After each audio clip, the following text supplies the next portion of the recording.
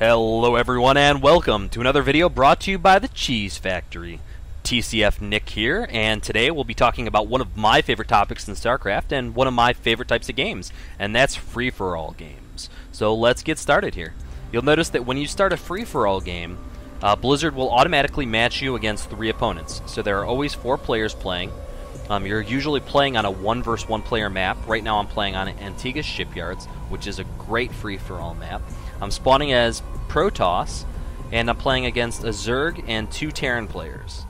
The next question, if we're talking about team games or ladder, would be, well, what level are we playing at? And the answer is that I don't know what level we're playing at until after the game, because Blizzard will match me against any opponents that happen to be looking for free-for-alls at the time, regardless of their skill level or number of wins or their race or their playstyle. So I really have no idea what to expect from my opponents. And that's partially what makes it so exciting. I could be playing against Bronze League or Grandmasters, and since there are no alliances like there were in StarCraft 1, the only way to win a free-for-all is to be the last man standing. So I'll pause it right here and just mention that that's a big question in the forums on Reddit and Team Liquid of when you have this diverse range of opponents in this kind of game, how exactly do you win? What kind of strategy do you go into the game with if you want to consistently be able to pull off wins in an FFA, especially if you're not a very strong player and are playing against players leagues higher than you, which you're not used to? And some would say, you know, there's not really one answer, but I want to come here and say that yes, you can win against any level opponent, any race opponents, on pretty much any map that the free-for-all options will give you. And all you have to do is follow a few simple tricks, abuse some of the free-for-all psychology, and keep up with your macro. And I'm going to show you a few of those tricks today. There are 3 videos in this series. The first is on Antigua, which, as I mentioned, is a pretty good free-for-all map. And I'll show you the basis of this strategy and the way that I can win up to maybe 80% plus of my matches, even when I'm playing against all Masters players. So the crux of this is that I'm not playing against all Masters. I looked up their ratings after the game, and there's a bronze opponent here in the teal Terran player. There's a pretty decent gold level opponent here with this Terran at the top, and the Zerg on the right at 3 o'clock is a diamond level player. But normally in 1 vs 1s, I'd say, oh, maybe I could beat all these players in 1 vs 1s individually. But in free-for-alls, I wouldn't be so sure, because at any point in time, any of these players could team up on me, and I could lose just from a 2-for-1 type attack. The Terran could drop me in the side, the Zerg could hit my front, and no matter how good my micro or macro is, or regardless of what I'm doing or what level I am, I could be Grandmaster, I could lose against this. And that brings us to our first principle of free-for-alls, and that there is no such thing as a safe game. There's no such thing as a guaranteed win, and the most skilled player will not always win a free-for-all. And that's something that I need to reinforce here by saying a couple of times, and I'll show through the next few videos, is that at some point in a game, if we want to win, we have to take some kind of risks. And we're intrinsically, just by the nature of free-for-alls, always taking a risk in free-for-alls. So what I do is I want to change that a little bit and take a very calculated risk, a very high % win type risk, where I can't say that I'll win every single game, but I can say that I'll win a very high % of my games. And as you could probably tell, we have a Zerg player expanding fast, a Terran player expanding fast, and I'm about to do the same. So the first part of this build, this free-for-all win build, is to build 16 probes and then a Nexus. So some might say, okay, you're building a fast expansion, that makes sense, that's normal in 1 vs 1 games. But what if you get attacked? Shouldn't you cannon up, build some kind of defenses early on?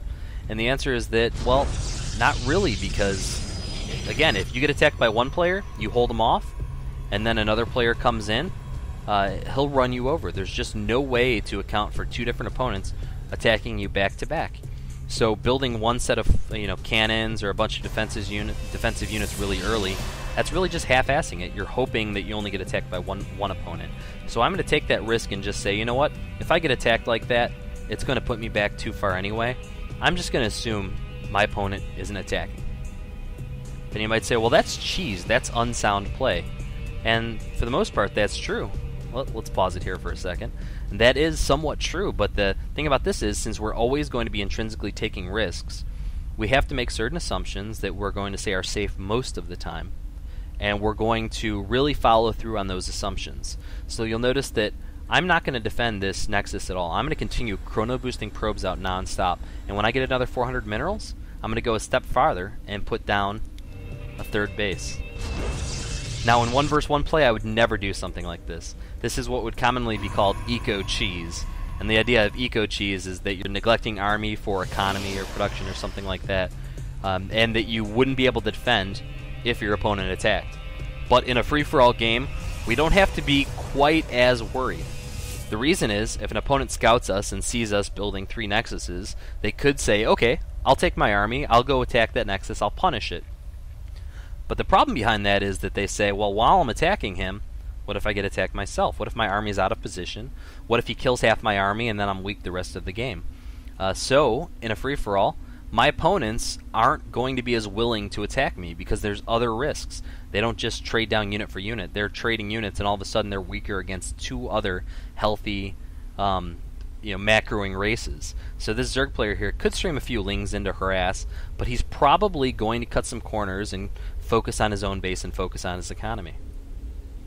And I'm going to take advantage of that by just macroing up myself. So I built a 16 Nexus, then a Pylon, then a 21 Nexus. I'm building 3 bases because 3 bases are very easy to defend in Antigua, and that's about as quick as you're going to get a max army up on 3 base. So with my extra money, I'm always building probes and pylons. That's my #1 focus. And anything extra will start going towards production, gas, and tech.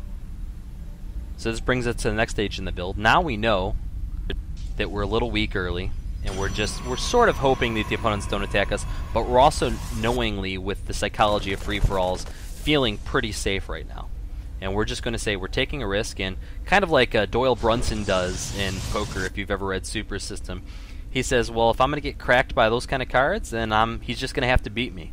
And I'm going to take the high-risk chance every single time, because in the long run, that's what pays off. And in the long run, you'll win a lot more games this way with free-for-alls than any other style that we've experimented with. So you'll see right now I have 3 bases up extremely early. Let's take a look at the unit count. I have 35 probes, and if we select all of these probes here, let's unselect the automaton. You can count, each row is 8 probes, so I have 14, 15 probes here. I have about the same here. I try to split them about evenly, and I have a little less at my next patch. And the idea is that I want to get 2 probes per mineral patch on each base, and when I have too many probes, I'll build gases and have 3 per gas. That comes out to, I believe, 22 probes. And if you box them, you select all but 2, and that should be 2 rows plus 4. That's when you consider yourself well saturated.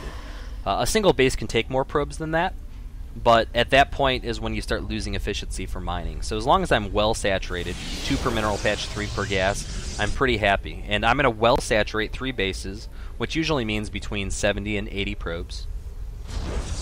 I'm going to use the rest of the money to start building my the rest of my army. And right now I'm very vulnerable.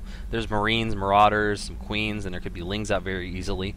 But there's no advantage for my opponents to attack at this point in the game. Even if they could wipe me out early, it does not help them in any way. And in free-for-alls, you just kind of have to assume that there's no reason for your opponents to attack. So when I look at something like this, a bunker and 2 barracks up, it's just a waste of money. There's no need for it. Not this early. Not until about 8 or 9 minutes. And these 2 spine crawlers are just a waste. You could instead have a much larger army, a much larger economy. This player here is the bronze player, and he's doing something that's pretty typical for bronze level players. They wall off immediately, they put down planetary fortresses, they put down bunkers, and they play very passively, and that way they don't have an army to actually go and win games. And this is something we're going to do the exact opposite of, because we know how to play free-for-alls here. And let's continue going. You'll notice that in my game I went Gateway, then Cybernetics Core, and then I built 2 more gateways, and now I'm building a robotics facility. So right around 8-9 minutes, you don't have to worry too much about an attack up to that point, but soon after you'll start having to worry about some cloaked harassment, some DTs, some Banshees, maybe even burrowed infestors to come and or burrowed roaches more likely to come and harass you. And all I really want to do is dissuade other armies from harassing me. I don't have enough of an army just yet to really take on a full-on attack or a set of full-on attacks, but I can at least dissuade from a little bit of gentle harassment. You'll notice that I'm just starting to max out on my probes. If I select them all here, unselect the automaton, 2 rows plus 5 is decent. I've got a little too many here. I should transfer a few back to my third. I should build these gases, but the first priority was minerals, and the next priority was pylons and probes, and next priority after that was gases. And all the leftover money, I started with these 3 gateways, then a robotics facility just for the observer. I'm not really going to start cranking out units yet. And you'll notice that it's a 8-minute mark, and I'm still playing fairly risky because I still don't have an army. And look what I'm doing up here. After those 3 gateways come out, I built 3 forges. I realize that I'm still at this point in time very vulnerable if I'm attacked, so I'm going to play for a later game and get upgrades as quickly as possible. Now upgrades, everyone will tell you that upgrades are important in StarCraft, but in a free-for-all they're exponentially more important, and I advocate triple forge every single time if you have to, because those will come in much more handy than they would in a single 1v1. Now if I don't get a chance to build an army, and I lose early, then I lose regardless of the upgrades or not. But if I have a larger army, I'm in a big 200-200 battle, it gets wiped out and another army comes in after me, I've just lost the game. But if I have much superior upgrades, if I have 3-3-3 upgrades, I could probably take on 2 different 200-200 armies with minimal losses. And right now what I plan to do is just start piling on units, tier 1 units, as quickly as possible, have them be as strong as possible, and have enough production to replace them once they've died. You'll notice the probe count. I have 75 right here. The next opponent has 46, 41, and 26. I've got almost double the economy right now of my other opponents, and soon I'm going to have double the army. Let's look at army value. You'll see that Zerg has many more lings, but I have more gas units, so I have slightly higher supply. That's total with probes, but Zerg has a bigger army than me now. Soon I'm going to overtake that. And you'll see I've got an observer going in the middle of the map, not because I'm concerned about attacking or moving out, but because I want to keep tabs on when someone's coming to attack me so I can be ready for it. And you'll see right about now, 9-10 minutes, the Zerg player is moving in to kill Terran. I don't know why he's doing this without first taking the third. There's not much of an advantage to it. But this is about the time where players feel comfortable poking out a little bit. And you'll see this Zerg is really going to ruin Terran's day here. He went for a very fast expo, went for a lot of lings, or went for a lot of harvesters early, so he's got plenty of units for a nice attack. Terran doesn't get these up in time. That's unfortunate. He's a gold level player, but not too bad for how he played early. And the Diamond Zerg player punishes him pretty early. And if I look at my army, I might have been able to dissuade this. I might have dropped down a series of sentries now that I have Warp Tech just about finished. I might have also lost my third, maybe even the natural, which is okay because I have bank minerals I can rebuild. In the meantime, look at this base. 16 gateways, and then I build another 2 to 4 gateways somewhere else.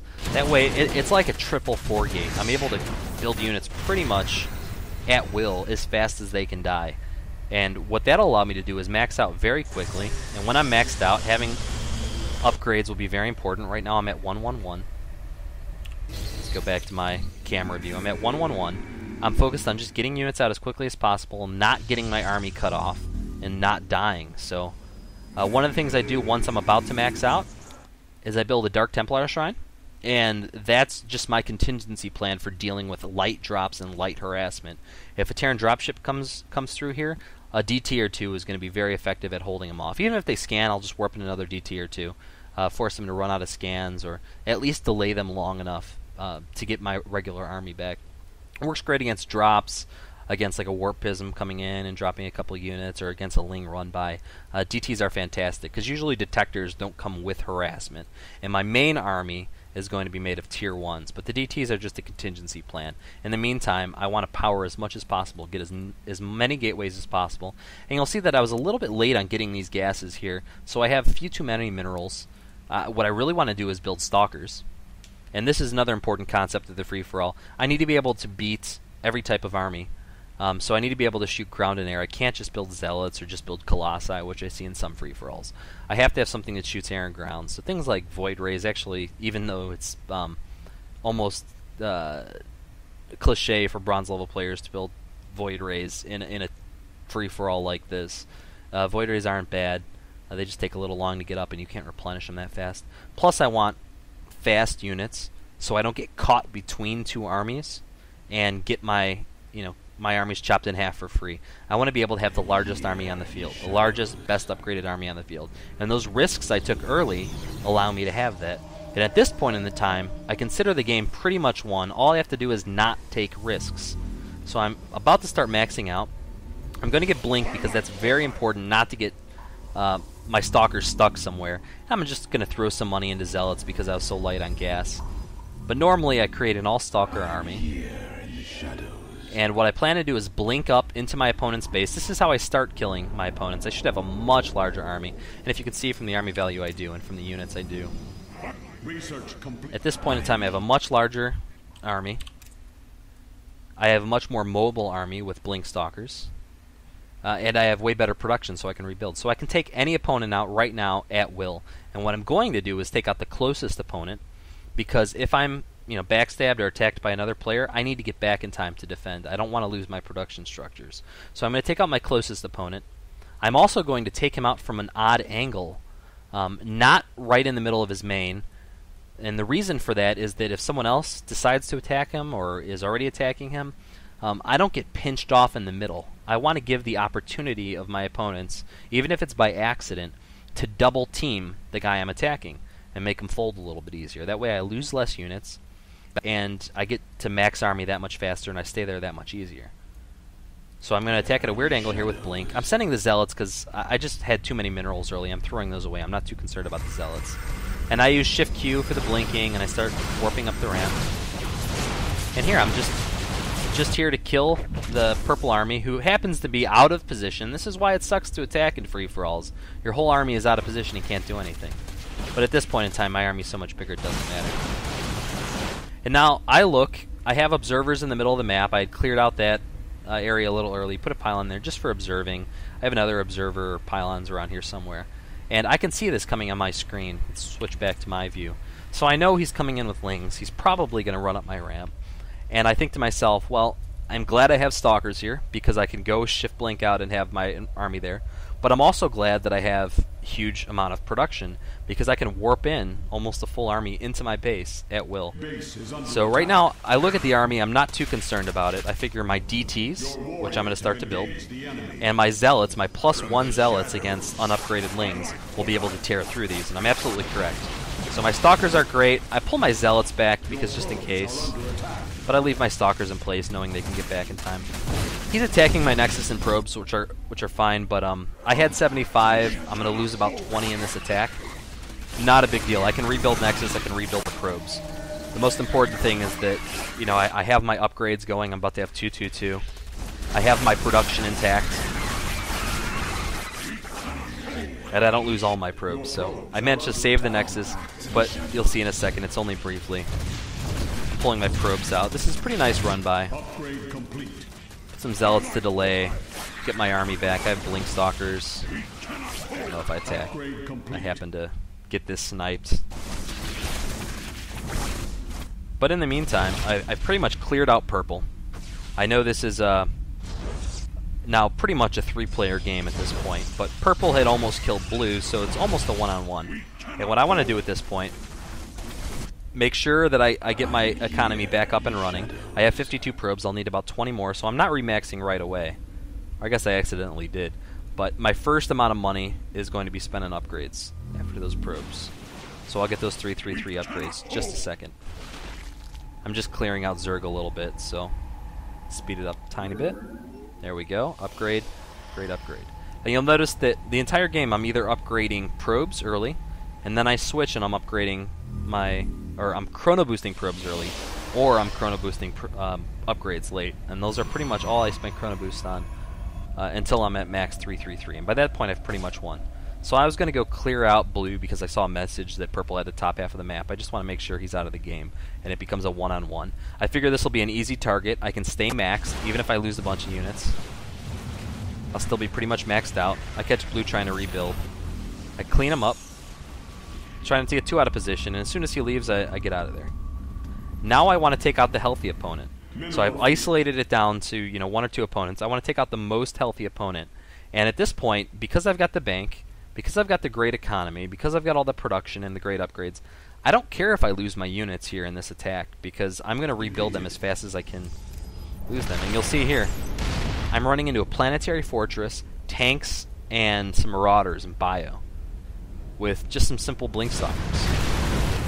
Thankfully, I'm way more upgraded. But you can see here, I'm trading super cost ineffectively. Look at my losses just kind of skyrocket. But it doesn't matter, because if you look at my supply, I'm going to be rebuilding almost as fast as I lose units. All I need to do is eventually get through this hole, clear out blue, and there's no way he'll be able to keep up in production with me. So I pretty much have blue here. It doesn't matter how many units I lose in the process, as long as I stay pretty close to max. And I know the other 2 opponents are pretty much dead, so I don't mind about, you know, my supply dropping a little too low. If another opponent was still alive, I would probably back off, remax, and do it again. But here I'm just out to kill blue, and now as soon as blue is dead, there's going to be 1 opponent. And I'm going to race to that opponent, get out of blue's base, because there's no reason for me to kill dead buildings, and try to kill the last opponent as quickly as possible.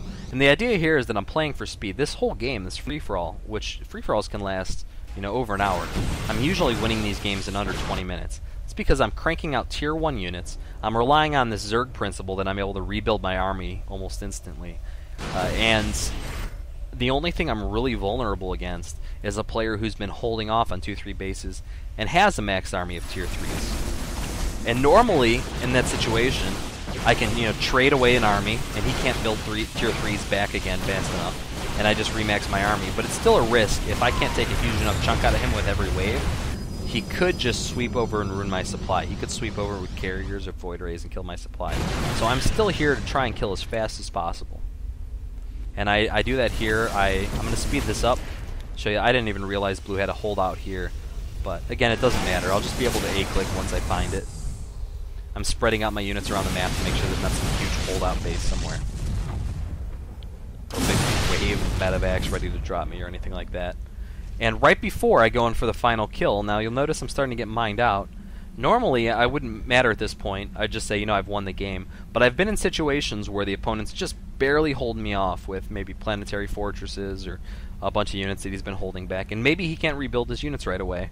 But what happens if I'm completely out of money and I have to start proxy mining to rebuild my army? That'll give him a chance to catch up. So before I, you know, just run in there and throw away this army, I'm just going to build a couple of nexuses, one here and one here, just wherever's closest, just so I can continue my production if I need to as a contingency plan. But you'll see here that that's just a backup plan, not that important. It's more important for me to just run in and finish the game off. So there you have it. This particular map has some unique situations, but this is the idea of how to win free-for-alls. And this is the easiest map to do it on. So have some practice. If you're Terran, try it with Marines and heavy upgrades and occasionally drop ships to try and be more mobile. But as Protoss, this is how you do it. So watch the next videos when I show you how to do it on maps that aren't quite as easy to do it on. So thanks everyone for watching, and I'll catch you next time.